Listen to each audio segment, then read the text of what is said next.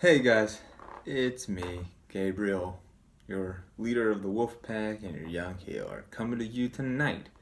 Oh, put that low power mode on. Coming to you tonight with that evening spark. The gifts of forgiveness. Oh, what a special one these are. But they surely are not claimed through hate. Never in the equation of love. Or rather, never in the equation of hate do the gifts of forgiveness eventually come along. No matter what temptation there may be to attack,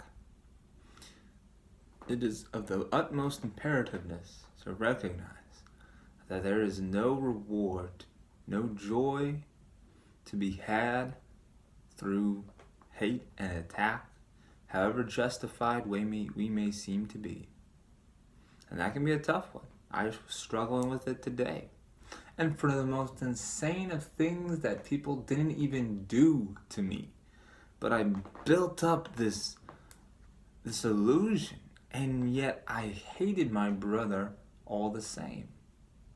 It's the weirdest thing. It held a kind of backseat grip on me throughout the day, and then when I got home, and had time to actually process it and realize just how ridiculous it was. It made me realize, one, that, and there was a lot of things that was trying to build up that was and that's what happens. It's those little things, one little jab after another, and we find ourselves in a real bad place. And to me, I recognize that, and the Holy Spirit helped show this to me, is that, are you looking at your brother just as he is now? Are you responding to him just as he is now? Not holding his past against him, not condemning and judging your present, but just letting it be. Recognizing that none of this stuff really matters. Of the body, at least. The stuff of the body is irrelevant. And when you come into the beauty of that understanding, of that statement, that none of this matters, it's not a sign of depression, but of liberation. It's not to say that love doesn't matter, that forgiveness and joy and peace, those don't matter. They matter so much.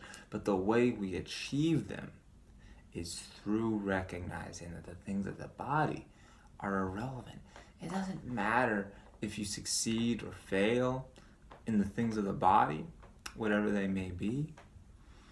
But what matters, most importantly, is how you regard your brother.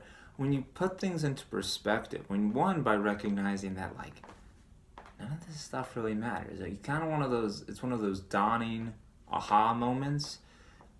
Because what happens is that because we put such an emphasis on all these things that have to happen, that if they don't, then I will hate my brother accordingly. We judge him, we condemn him, we hate him. It doesn't add to our joy and love to our brother. And that's a terrible loss, a waste of opportunities that could have been had to experience joy. And I think when you recognize that because the things of this world don't matter, you can enjoy yourself so much more because you're not feeling like they are the basis of your happiness. Sure, having a job is important, and it can still serve a need. Having money can help still serve a need, but at the same time, it doesn't need to be the basis of where the foundation of your happiness is supposed to be.